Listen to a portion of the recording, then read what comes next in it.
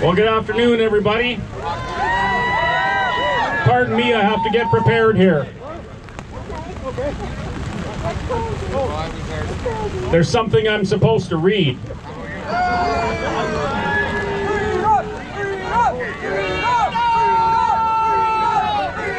Oh, someone knows what to do.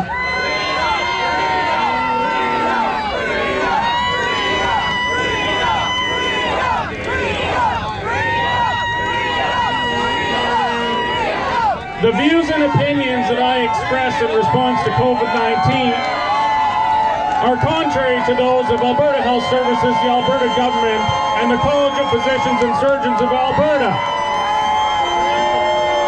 I'm compelled to say these words at the order of the court. My opinions do not follow mainstream science. They do not follow the communist agenda. And everything I say is against the status quo. Okay, I'm done. So that wasn't exactly what I was ordered to say, but I couldn't find it, so I'm pretty sure that's good enough. The point is, we're at a point right... We couldn't hear you. Say it again? Yeah. The government says I'm wrong. The government says you're wrong, and the government says you can't question them. So what that was all about, we were at a point now where when people speak out, they get compelled by the court to be either silent or to give the government's rebuttal to their opinions. We're at a point now where in our never-ending crusade against COVID, we've become complacent and willing to ignore and lose all lawful activity. We're steamrolling laws in this ridiculous crusade against COVID. And so now, and this gentleman behind me and this gentleman behind me here, we have to say what the government wants us to say, otherwise they're going to throw us in jail. Now, I'm a fairly young guy, but Arthur, do you remember any places like that in the world? I'm sure you do. And the problem is, we've allowed this to happen. We elected people that, without letting us know, put laws in place that allow this to happen. They're not laws! Oh, but they are.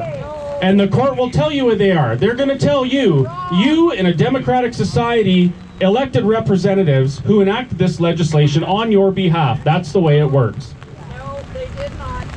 So, in my position, I don't agree with what the Chief Medical Officer of Health is doing to the province. I don't agree with what Adolph Kenny is doing to the province. I don't agree with what our Prime Minister Trudeau is doing to the country. That's the one. So now, because I fought, and because they don't like what I have to say, now I'm either forced to be silent or say what they want me to say. But I'll tell you right now, I'm not here for a gathering. I'm not here to socialize. I'm here to exercise my constitutionally protected right to protest. In Canada, we don't have a right to bear arms. We don't have a right to a militia. We can't stand against the government like that, and most of us don't want to. What we have is our voice. We have the right to protest. We have the right to peacefully assemble for political purposes. And I'm glad that at least not everybody is fair weather protesters. It's great to see so many people out here. So that's my message today. Don't stop protesting. Don't stop gathering for political purposes. Talk to your friends and your neighbors and use your words. Words are extremely powerful. Sound is powerful. The universe was spoken into existence with sound. Now, maybe some of you don't believe that, but I do. I believe in the power of sound, and I believe in the power of words. There's been some people lately been talking about possibly resorting to violence. I don't believe in that at all, and I condemn that wholeheartedly. The only weapons that we need to use right now are our words. I'm sure you've all heard that phrase before when one of our friends was getting arrested. So, don't stop. Keep standing up. Keep questioning. Don't be afraid to question authority.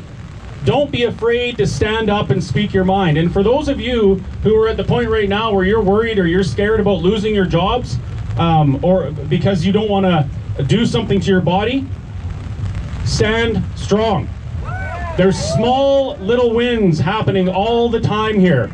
We have big companies. One of them is owned 10% by Bill Gates, who also owns a lot of the shares in vaccine companies.